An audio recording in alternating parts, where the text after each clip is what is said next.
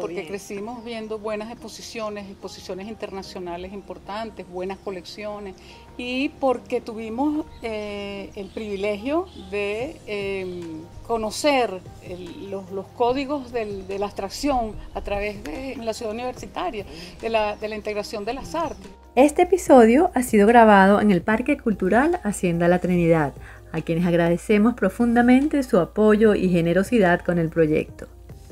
Y nuestra identidad de marca ha sido diseñada por Valesca Belisario. Arte, diseño, vanguardia e innovación. Agradecemos a Cacao de Origen, un espacio para el encuentro, para la investigación, la educación y promoción del cacao y el chocolate venezolano, por sumarse a este proyecto. Agradecemos a La Buró, un lugar donde la creatividad, el arte y el talento se agrupan para transformar grandes ideas. Ya, venga, sí, qué bonito. Hola, Gracias. querida, ¿cómo estás? Gracias Qué gusto por venir. verte. Y gracias por acompañarnos hoy. Encantada. Adelante. Gracias. Qué bueno. Qué bueno que pudiste robarte el tiempito para conversar. Bueno, para mí es un placer tener hoy a esta invitada, que es un lujo. Estoy segura que todo el mundo la conoce y que ya les voy a decir de todas maneras quién es.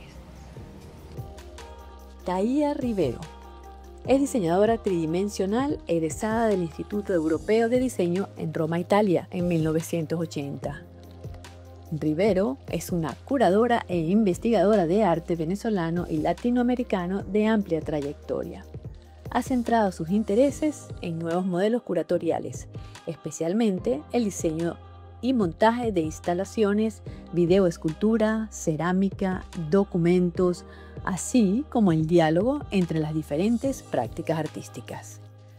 Se ha dedicado a la gerencia cultural de museos y organizaciones privadas, con énfasis en la estructuración y difusión de colecciones de arte, entre las cuales se cuentan la colección del Museo Carmelo Fernández en San Felipe, Estado Yaracuy, la colección de arte latinoamericano del Museo Alejandro Otero entre 1994 y 1999, del cual fue directora y presidente de la fundación y donde creó el Espacio Otero, sala permanente para mostrar la obra del maestro de la modernidad venezolana, el Latin American and Caribbean Fund para adquisiciones del Museo de Bellas Artes de Houston y de la colección de arte venezolano del Banco Mercantil entre 1999 y 2022. Thaía trabajó como docente en la especialización de museología de la Facultad de Arquitectura de la Universidad Central de Venezuela en el 2011 y en la Escuela de Artes Plásticas Cristóbal Rojas hasta 1987. Ha participado como conferencista sobre coleccionismo en Pinta Miami, Arco Madrid, Arte Va en Buenos Aires, en el Planetario Bogotá y en American Society en Nueva York. En la actualidad, pertenece al comité de selección de los Grand and Commission de CIFO, Cisneros Fontanal Foundation en Miami, y al Consejo Superior del Museo Francisco Narváez de Por la Mar, Estado Nueva Esparta. Además, forma parte de directivas de importantes instituciones dedicadas a fomentar, investigar y difundir el arte venezolano. Yo soy Inés Espinal y esto es un nuevo encuentro de Luz es lo que se ve. Thaía, querida, qué lujazo. Gracias por acompañarnos hoy. La verdad es que había muchas ganas de conversar contigo. Desde hacía tiempo no se había logrado cuadrar fechas y eso porque estás entre Margarita, Caracas y estás muy ocupada. Pero mira, lo logramos. Así es, qué maravilla. En este espacio fantástico, además. Sí, que como siempre agradecemos también a la gente de la Hacienda La Trinidad, que es nuestro aliado principal y que nos ha apoyado desde el principio. Entonces, maravilloso. Grabar aquí es una delicia. Una delicia. Este es un trabajo, eso es una bendición de trabajo aquí. Una delicia. Thaía, hay mucho que conversar contigo, mucho a lo que hacer memoria también, porque eso me encantaría. Es un poco el leitmotiv, ¿no?, de este podcast, es hacer y hacer memoria, ¿no? Porque Buenísimo. nos estamos como quedando también Sí. sin registro, o sea, bueno, los debidos registros no se están haciendo. Entonces, yo me encantaría que comenzáramos por esa Thaía que en los 80 inició su pasantía en la Galería de Arte Nacional y tuvo nada más y nada menos que la fortuna de trabajar con unos maestrazos como Gego, Loifer, Nedo y como de ñapa, Yolanda Pantin. O sea, ¿cómo fueron esos inicios?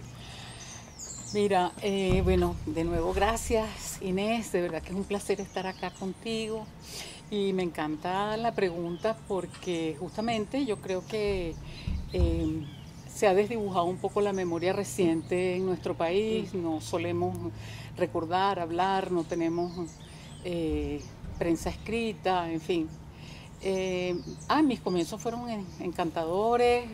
Yo llegué de estudiar en Italia en el 81 y caí en el mejor sitio que pude haber encontrado, que fue la Galería de Arte Nacional, que era una institución en ebullición, donde fluía y el pensamiento, donde se construía justamente la memoria del arte nacional y el sentido del arte nacional. Y bueno, como dice Meyer Weissman, yo comencé desde abajo. Bueno, como tiene que ser. Exacto, sí. Comencé haciendo una pasantía que duró 4 meses. Recuerdo que había un joven que trabajaba como asistente allí que me decía, Thaía, yo decía, yo quiero decirte algo. Me decía, no, tú no tienes ni voz ni voto, Thaía. Qué maravilla. Sí, bueno, pero todas esas Cuestión cosas de son jerarquía, aprendizajes. cuestión de jerarquía. Son aprendizajes, sí, exacto, maravilloso. Allí, bueno, empecé a relacionarme con el arte nacional. Manuel Espinosa era el director y me encargó, yo trabajaba en el departamento de museografía, y me encargó armar una primera colección para el Museo Carmelo Fernández de San Felipe. Esta fue mi primera relación con el coleccionismo. Además de conocer la colección de la Galería de Arte Nacional, que era maravillosa y que se estaba incrementando. Allí también tuve oportunidad de trabajar con Alfredo Bulton, con Bélgica Rodríguez, con Jesús Maíz, Chuchu Maíz. Bueno, y por ejemplo recuerdo un episodio que estábamos montando una exposición de César Prieto y bueno, yo venía un poco de escuchar aquel homenaje a la crucilería del techo de la ballena. Entonces, bueno, el paisaje me parecía así como aburrido.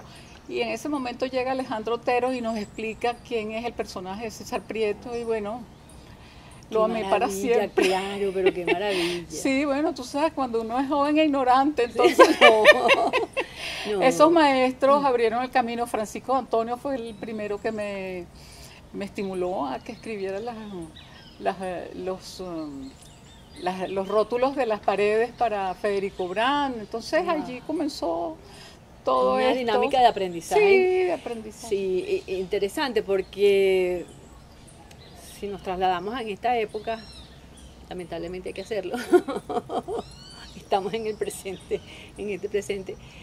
Nosotros, uno como que entiende de dónde venimos. Claro. O sea, hay una cultura visual muy importante, una cosa como genética, que, bueno, sin duda la hemos heredado, ¿no? Y la hemos heredado de los museos.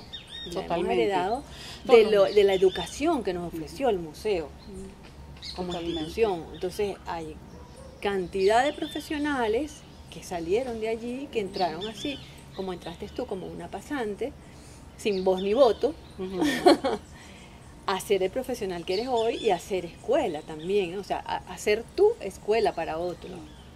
Y eso nos da un poco la magnitud de lo que puede significar la importancia de un museo. claro. ¿No? No, los museos sin duda eran las instituciones rectoras del arte nacional, inclusive el vacío de las escuelas de arte lo llenaba, digamos, la praxis que le faltaba a las escuelas de arte lo llenaban los museos, porque eran lugares de encuentro permanente, de discusión. Recuerdo, bueno, mira, todos los meses teníamos visitas de críticos de afuera, el AICA se reunía allí, el ICOM se reunía en la Galería de Arte Nacional, estas organizaciones latinoamericanas nos visitaban permanentemente y estábamos relacionados y vinculados a una especie de red latinoamericana en la cual teníamos, por supuesto, un papel importante, ¿no? Importante. De hecho, cuando muchas personas me preguntan, pero es que el estilo de ustedes, del montaje con estas características y tal, digo, esto lo aprendí yo en Venezuela, ¿sí? Más allá de haber estudiado fuera, yo aprendí a trabajar. ¿Te lo preguntan ahora? Me lo preguntan ahora, sí, ¿no? O sea, que éramos lo aprendí aquí. Éramos adelantadísimos. Exacto, sí, lo aprendí con Oscar Vázquez, con Álvaro Sotillo, Claro, eso eran las personas con las que trabajábamos, ¿no? Claro. Bueno, estaba Balsa, realmente teníamos unas referencias importantísimas. Después hice también los talleres de la Rómulo Gallegos con Roberto Guevara, o sea, de verdad que teníamos gente maravillosa, qué maravilla. Extraordinario, y los museos eran fantásticos. Todos esos museos que se gestan en los 70 se consolidan en los 80. Lástima que, bueno, con la entrada del siglo XXI se rompe esa línea de desarrollo y de trabajo. Tristemente porque toda esa generación de intercambio que se gestaba allí, ¿no? Esas posibilidades de saber qué está haciendo otro país y que se retroalimente los dos, ¿no? El país visitante o el país anfitrión, o el museo o la colección anfitriona, o sea, teje redes que se pueden desbordar, o sea, de muchísimas maneras. Sí. Entonces, uno siempre, lo hemos conversado muchas veces aquí en el podcast, que uno no sabe por qué, pero uno tiene esa educación visual, uno sabe cuando algo está bien montado o no está bien montado. Aunque no tengas ninguna relación con un museo, aunque tú no tengas ninguna formación en arte, tú entras a esos espacios expositivos y entiendes, aquí hay unas relaciones que no están funcionando, o entiendes, oye, esto está interesante. Claro, Inés, porque crecimos viendo buenas exposiciones internacionales importantes, buenas colecciones, y porque tuvimos el privilegio de conocer los códigos de la abstracción a través de la ciudad universitaria, de la integración de las artes. Entonces, bueno, yo recuerdo pequeña, mi mamá estudió después de grande, y entonces nos llevaba a la universidad. Y allí era donde veíamos, bueno, todas estas obras. No es que supiera de quiénes eran, pero los espacios eran maravillosos y las piezas eran fantásticas. Y entonces luego nosotros aprendimos esos códigos de la geometría y de la abstracción a través de eso. Y después, bueno, este país, con ese proyecto desarrollista, modernista, hizo de la geometría también un arte oficial, que nos permitió conocer la abstracción en general a todos. Nosotros no nos sorprendemos con la geometría, y creo que ese vacío de la presencia del periodo hispánico y el periodo prehispánico, pues se llenó un poco con la geometría, con la abstracción. Sí, sin duda. Aunque en la Galería de Arte Nacional, por supuesto que también bueno, en el pasillo teníamos los petroglifos, montábamos exposiciones de arte prehispánico, nos relacionábamos con toda Venezuela, porque era una organización, una institución que iba a la cabeza, ¿no? Claro. Además, conversabas de esto, posibilidad de los intercambios, además de que hubiesen visitas, bueno, visitas guiadas, o sea, el tema educativo que se formula en torno al museo también es muy importante, y el tema educativo de las generaciones de relevo de artistas, ¿no? Incluso de artistas, de curadores, de críticos, de investigadores, que se genera en torno a un museo es muy importante. Y nosotros, bueno, conversando con artistas jóvenes, uno siente esa deficiencia. El vacío. Sí. Siente que hay como un hueco allí que no se logró llenar, que no existe para estos muchachos, ¿no?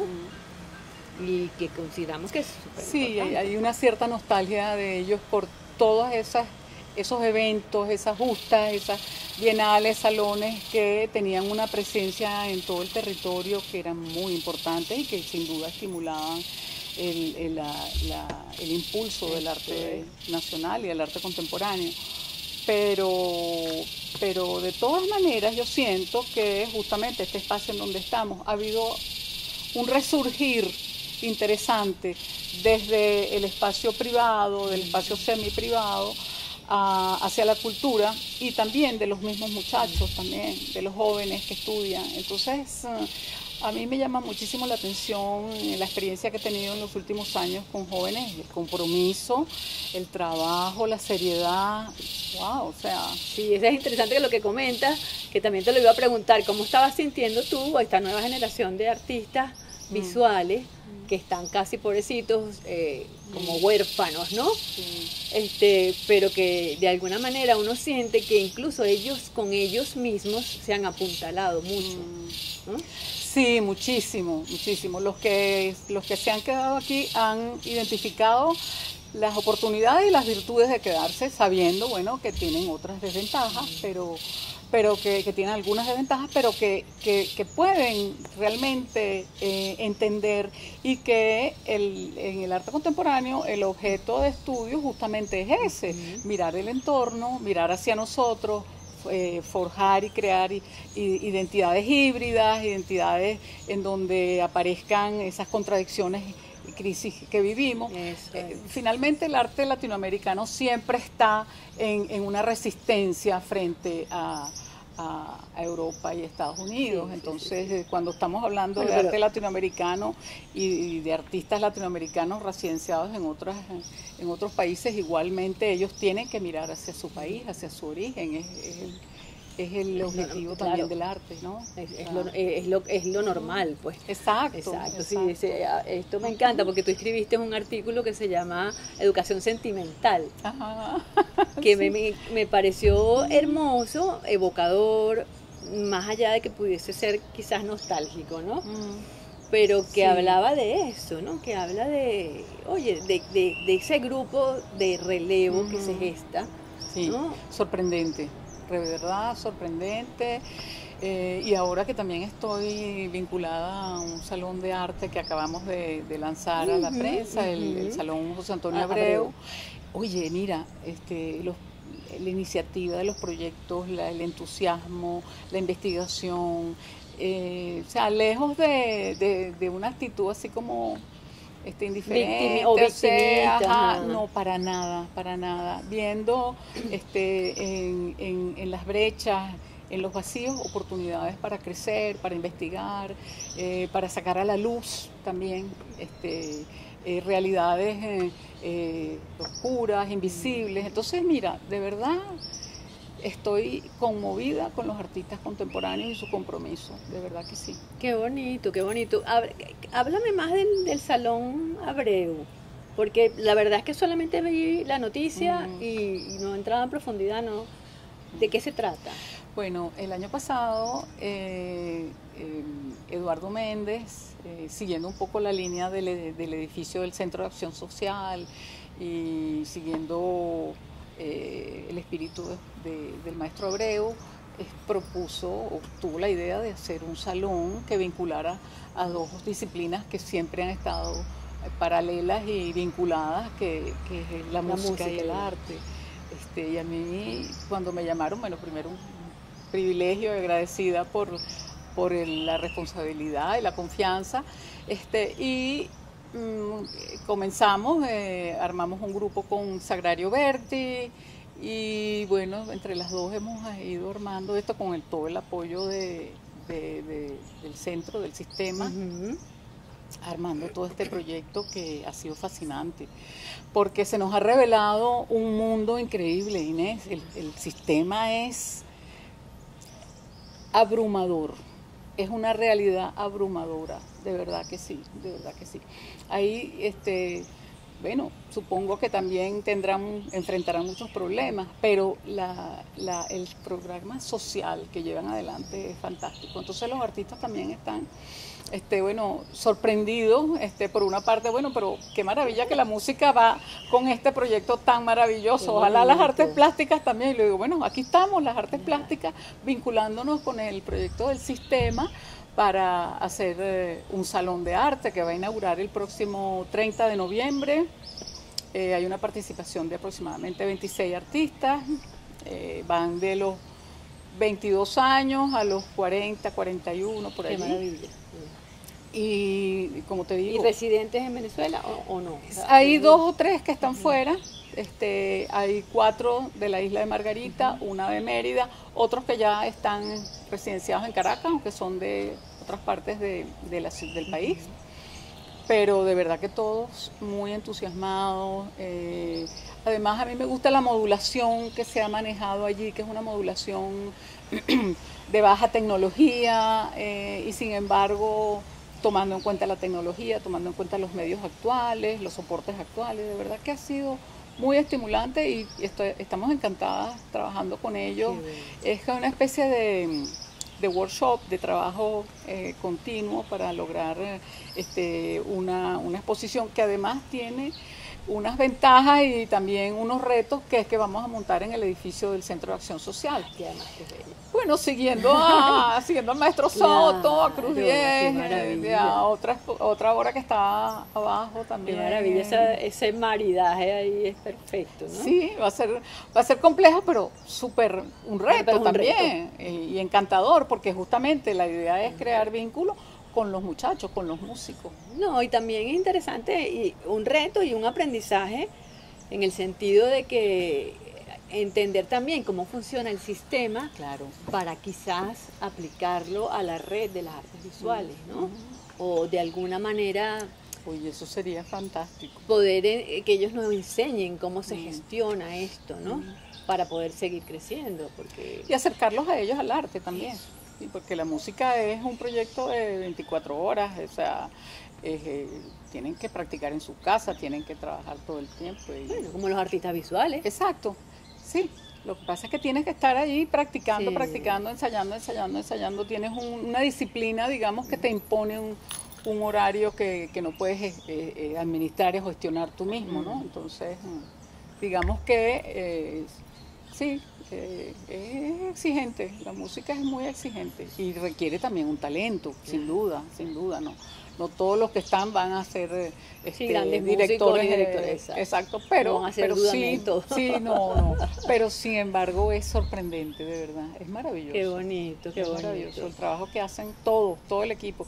Además es encantador, tú llegas al núcleo de Ruiz Pineda y bueno, de hecho que Ruiz Pineda es una organización perfecta, pintada, con todas sus plazas limpias, las calles perfectas, y entonces llegas al núcleo impecable, te reciben con un cafecito, una niña que está en el sistema de los 8 años, todos son productos del sistema, entonces conocen perfectamente la metodología, el tratamiento y la atención que le dan al público es una cosa. Qué maravilla, increíble. porque justo en una entrevista reciente que hicimos, hablábamos de cómo el deporte transforma, o sea, un niño deportista transforma una casa, cómo transforma el hogar. O sea, cuando tienes un niño deportista, ese niño no deja que maltraten a sus papás, o sea, que se maltraten, ese niño conoce el valor que tiene, ese niño no permite que haya vicios o cosas, ¿no? Porque ese niño es como, eso tiene la estructura. Claro. Lo mismo es la música, ¿no? No, y no solo eso, ahí está una asociación de padres y representantes que te recibe también y te dice estamos aquí para hacer cumplir los derechos de los niños y las niñas y velar por su seguridad, su integridad, porque se les respete todo su... Sí, que al final lo que necesitamos es un país que entienda que la cultura y el deporte son como pilares fundamentales para sacar adelante. Y que con eso se construye ciudadanía. Gente que va a respetar al otro, que va a respetarse a sí mismo, respetar su familia, respetar al otro y respetar las leyes. Entonces es maravilloso. Es la manera de cambiar un país, o sea, de que hacer crecer un país. Totalmente. Y no hay que hacer grandes inversiones de dinero para eso. No, lo que hay que tener es constancia, constancia, disciplina. Y nada, es una gestión impecable como la del sistema, de verdad que es un engranaje maravilloso. Hablemos un poquito del Museo Narváez. El Museo Narváez, bueno, yo pensaba que me ibas a preguntar por el Museo Alejandro Otero, que también, es así como mi época de oro. Te voy a preguntar por él, pero me acabo de acordar. No, como el Museo Narváez, bueno, mira, eso ha sido un trabajo encantador. Bueno, la verdad es que Inés, yo he tenido la suerte de trabajar en los lugares más maravillosos y de desarrollar unos ¿Cómo hace uno para que se le pegue así? No, pero claro, si tú lo tienes. De verdad que ha sido encantador. Yo he recibido de este país desde todo punto de vista solo cosas buenas. Qué bueno. Y el Museo Narváez estaba en el 21, prácticamente... abandonado, llega Carolina Lehmann, nombrada por el gobernador de entonces, Alfredo Díaz, y ella organiza unos nuevos estatutos, una nueva junta directiva y convoca a la sociedad civil y empezamos a trabajar. Un grupo encantador de gente. El margariteño es muy comprometido, tanto el margariteño de nacimiento como el que llegó a Margarita le devuelve a la isla lo que le ha brindado. Entonces, bueno, como yo tengo 30 años yendo para Margarita, pues entonces también me entusiasmó mucho a mí y a Gustavo Zarra, mi marido, involucrarnos y fantástico, la verdad que sí. Montamos la colección de Narváez en la sala que está apta para recibir obras, la de arriba todavía. Hubo que restaurar ciertas obras también, ¿no? No, ahí hubo que hacer un trabajo de recuperación de la planta física descomunal. Y luego, bueno, entonces empezar a darle visibilidad, empezar a abrir las puertas para que viniera la comunidad y bueno, hoy en día es una maravilla. O sea, es un centro de encuentro. Es total. Lo que tiene que ser los museos. Lo que es un museo. El atrio del museo es un espacio de todos, de verdad que allí sucede cualquier evento, cualquier cantidad de episodios artísticos, musicales, de toda índole. Y es maravilloso. Sean visitas guiadas. La vida del museo es maravillosa, es encantadora. Ahorita está la obra en el atrio, que es el espacio donde movilizamos proyectos. Está la obra de Carolina Folmer, que es una buena calada, que es un mapa de Venezuela artesano. Que ella hace es un mapa cuya cartografía está hecha por los artesanos de la isla. Qué bonito. Es una preciosura, es una cosa... Además que interesante también porque esa vinculación de las colecciones privadas también, ¿no? De café. Sí. El aporte de las colecciones, claro, de los artistas, de los coleccionistas, de las fundaciones. No, hemos trabajado con poco, pero muy bien. Hemos recibido apoyo de todos, un granito de cada quien y se ha logrado hacer un proyecto para todos, de verdad. Para la comunidad. Para la comunidad, sí. La gente ya conoce el museo, el museo, viene todo el mundo, vienen las escuelas, vienen los niños, hacen talleres. No, es increíble. Y es que me parece estupendo porque es además también bajarle quizás, como se dice, ¿no? Al hecho de que la gente pueda ver a un museo como una cosa un poco elitista y yo no sé si yo debo de entrar allí y no voy a entender quizás lo que vea cuando yo entre. O sea, esas maneras de acercar al museo a la gente. Sí, aunque el Museo Narváez tiene la prerrogativa de que fue construido cuando, en los 70, cuando esa zona la habitaban todas las personas que ahora, que no era una zona comercial, era una zona de viviendas, de habitación. Entonces la gente lo conoce y muchos de los colaboradores son muchachos que de niños hacían sus tareas ahí. Entonces, no, o sea, el afecto que sienten por el museo, o sea, es se les maravilloso. pertenece. Sí, se no, les todo. pertenece. Mira, yo ayudo con el cerco eléctrico, yo reparo las luminarias, cómo están la impermeabilización, los aires acondicionados. Bueno, tú sabes que los museos son un cascarón que hay que cuidar. Sí, sí, vaya si lo sabemos. Bueno, todo hay que cuidarlo. Vaya si lo sabemos. Pero entonces hablemos del Museo Alejandro Otero. Eso fue un periodo fantástico. Cuéntame, yo quiero que hagamos memoria, que me cuentes anécdotas, que me digas. Claro, porque eso, por ejemplo, o sea, eso, ¿quién lo sabe sino tú? Bueno, y los que estuvimos ahí sí estuvo, me acompañó Vasco Cinetar, Yolanda Pantin, Emilia Mauri, bueno, un grupo fantástico de personas, y hicimos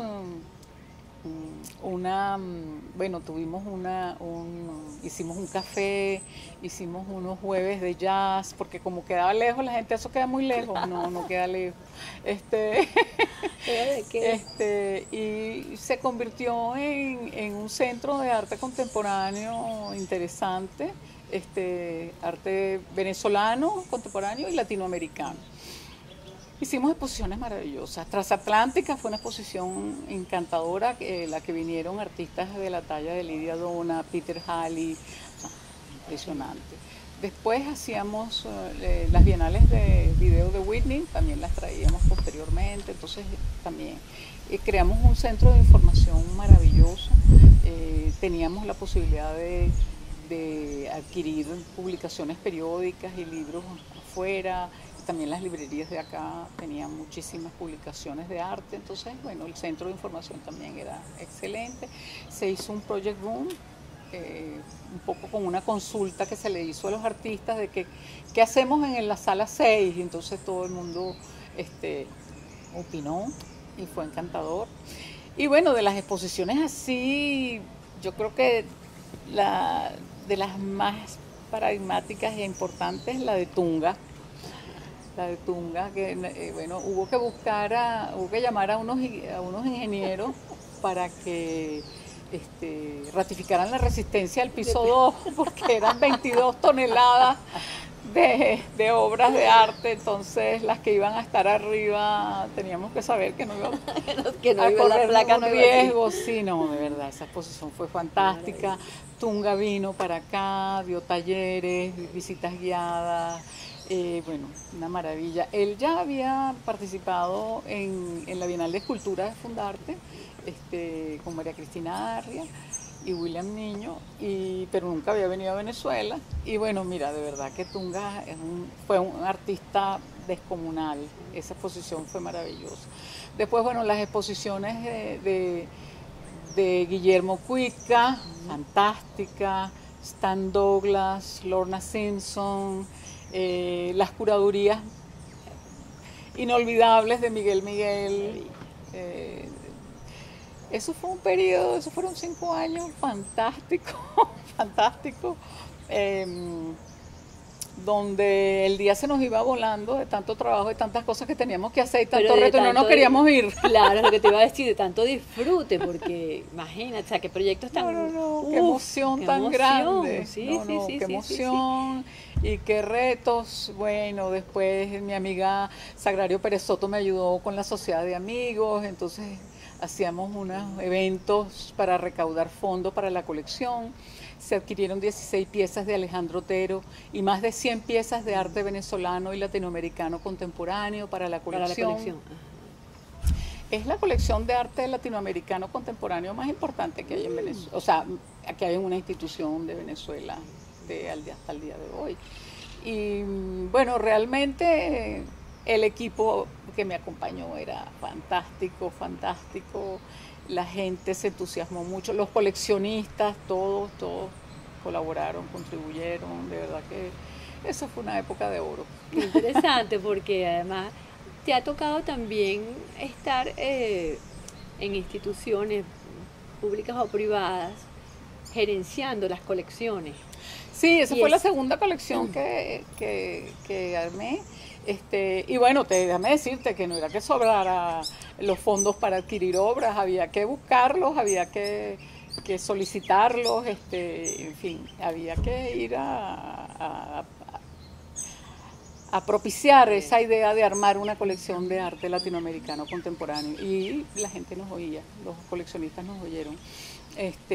Y después, bueno, mi trabajo mercantil, que eso también fue una maravilla, sí, con la égida del doctor Gustavo Marturet, entonces allí también... Muchos años con el Banco Mercantil. 25.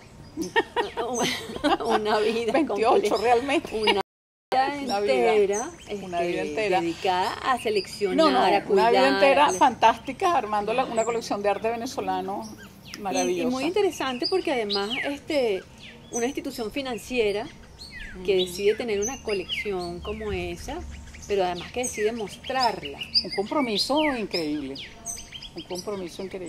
Bueno, primero que nunca pensé que trabajar en un banco pudiera ser tan maravilloso, tan plácido, con muchos retos, con muchos desafíos, pero sin embargo todo posible, con gente culta, gente impecable, con una cultura y una ética corporativa maravillosa. Entonces, mira, de eso fue encantador también. Sí, porque es muy interesante. A mí me llama mucho la atención el tema del coleccionismo, porque uno como que asume que el coleccionista es esta persona que invierte en arte para tener su colección privada guardada y simplemente tener el placer de que yo la tengo, que eso está ahí guardadito, es mío, y quizás como una inversión económica, que seguramente, obviamente es, ¿no? Pero más allá de eso, el coleccionismo es memoria. Coleccionismo, memoria. Es memoria. ¿Qué sería de la cultura de la humanidad sin las colecciones, sin la cultura helénica, o qué sería para los asiáticos sin todas las culturas milenarias de la China, Japón, India? O sea, las colecciones son la memoria, son la historia, son lo que es la huella y la obra de nuestro paso por la vida, y es lo que queda, todo lo demás se acaba, lo único que queda son las colecciones, ¿no? Es fantástico. Y a partir de allí salen todas las narrativas del pensamiento, de la historia, de los oficios, de los labores, en fin, todas esas narrativas que surgen a partir del arte. Sí, porque sin duda, y además estamos viendo, no sé, recientemente, a lo mejor sucedió antes, yo la verdad es que no tenía la capacidad de mirarlo, que los coleccionistas están sacando están siendo generosos y mostrando sus piezas, ¿no? Intercambiándolas en el sentido de que, bueno, yo te la dejo ver o la puedes mostrar en la exposición, o sea, las sacan para que la gente las disfrute. Sí, las muestran, exacto. Y sí, el banco siempre se comprometió a tener, hasta inclusive tener un espacio el espacio mercantil, sí, maravilloso. Sí. Antes lo hacíamos con la estructura de museo, y cuando eso empezó un poco a desdibujarse, entonces buscamos un sitio para mostrar la colección, y es fantástico. Ha funcionado perfectamente. Sí. Y ahí siguen. Ahí siguen, sí. Sí. Hay ahora también, más recientemente, que también me parece un hecho estupendo, es esa vinculación de la Universidad Católica Andrés Bello con el tema de las artes visuales. Total. ¿Verdad? La academia se abrió al arte, pero es que la Universidad Católica está a la cabeza de la tecnología, de la cultura, de las publicaciones, o sea, en todo, ahora con la gastronomía, el diseño, no, de verdad que allí también se hizo un trabajo de actualización, no sé cómo lo llaman, reingeniería. Yo no sé, yo tampoco cómo se llama, pero el proceso es hermoso, el que están viviendo es interesantísimo, Sí. porque además es eso, un proceso de apertura, Total. de recibir, además ellos también, ¿no? Están recibiendo y están ofreciendo. Pero además, cosas. Inés, es increíble, los estudiantes van a todos los eventos. Bueno, qué bueno. Que los estudiantes siempre de suyo son apáticos, tienen que estudiar, están ocupados, no pueden. Todo aquello es masivo, cómo vienen a las visitas guiadas, cómo participan. Yo me quedé muy sorprendida porque como tuve la experiencia del Salón de la FIA el año pasado. Eso iba. No, fantástico, A de eso verdad. iba. El equipo de cultura es un equipo encantador, maravilloso, eficiente, atento, estructurado, muy bien, funcionan muy bien. Después tienen todo el apoyo de la rectoría, del rector, del equipo directivo. Y luego, bueno, ese edificio fantástico en donde hacen las exposiciones, Sí, los sí, sí, eventos. sí. Tienen las varias fundaciones que están apoyando, la fundación, el archivo de cultura La urbana. Fundación para la Cultura Urbana. Ajá.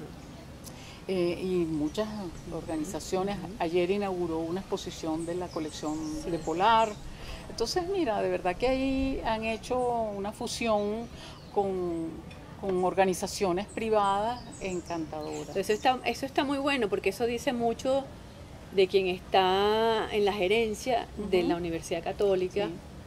que además ha sabido entrar a las instituciones No, también privadas. articularse articular, con la comunidad, con las diferentes eso. audiencias, con las comunidades, total. Sí, Eso, sí. sí. Bueno, el teatro de la universidad Sí, es exactamente. maravilloso. O sea, que además cumplió recientemente 50 años. Sí, no, fantástico. Es una Me maravilla. sorprendí porque, bueno, yo no tenía ningún vínculo con la universidad más allá de ir y visitar y entrar y salir. Pero realmente convivir con ellos allá todo ese periodo el año pasado fue revelador, magnífico. Ahora que nombraste el tema de los jóvenes con FIA que se hizo en la Universidad Católica y que tú estabas en la curaduría. en la curaduría. Ajá. Cuéntame o coméntame un poco el tema de los jóvenes ahora, ¿no? Con este salón que había un poco, se había apagado un poco por una época, ¿no? No, ese salón solamente no se realizó En la pandemia. en la pandemia, exacto. Y creo que ni siquiera los 2 años, sino un solo año que no se realizó. El del año pasado era la edición 24. Y invitamos a 37 artistas. Era la segunda o tercera edición que se montaba en la Católica. Había estado en Maracaibo en una oportunidad. Y bueno, mira, de verdad que el salón funcionó muy, pero muy bien, con apoyo, con apoyo de la empresa privada también, y bueno, de la universidad como continente, funcionó muy, muy bien. Y el rector había decidido que el campus debía ser un espacio cultural.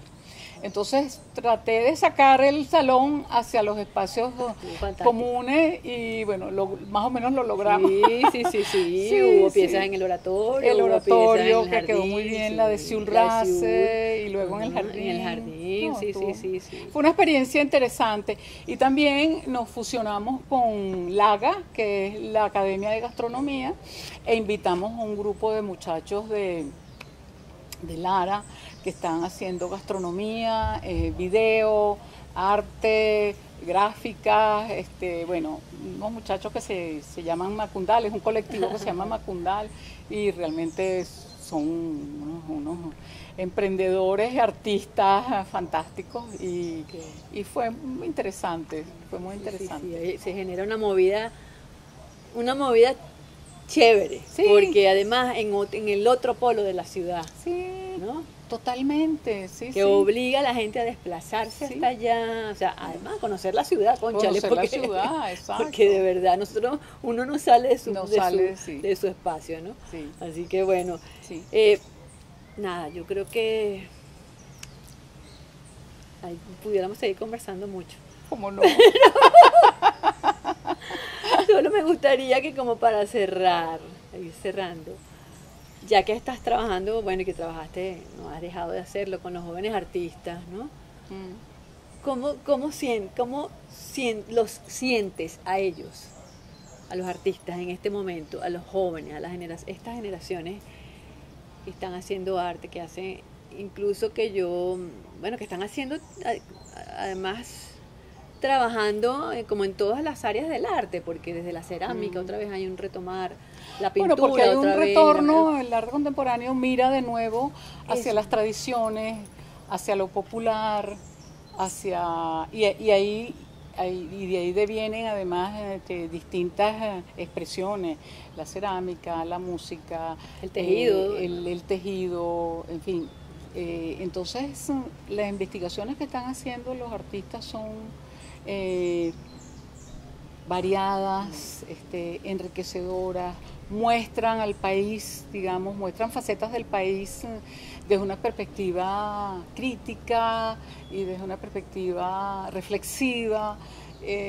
Por tanto, yo creo que sí se está sedimentando una manera de construir una identidad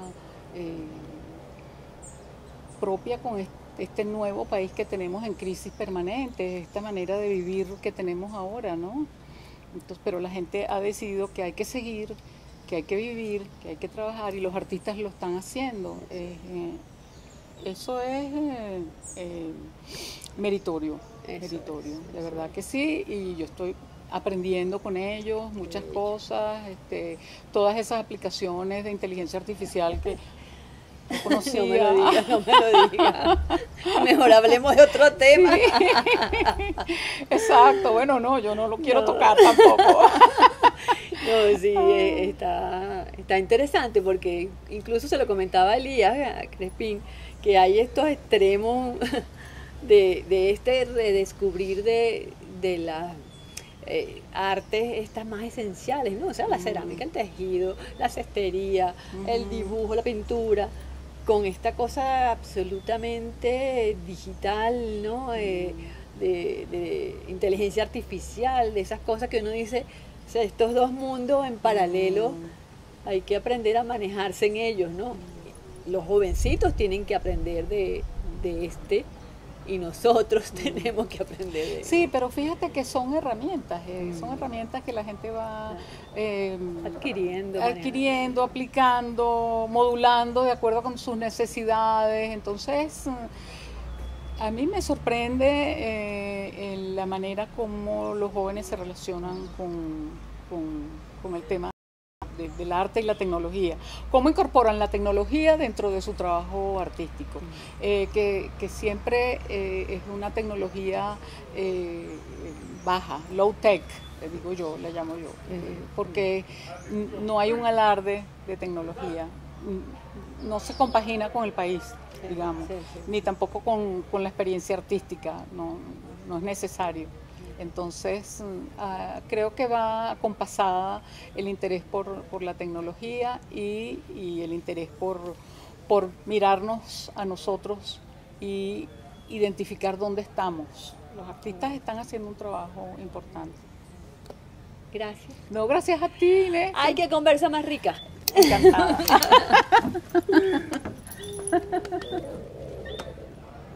¡Qué belleza! Chévere. ¡Qué belleza!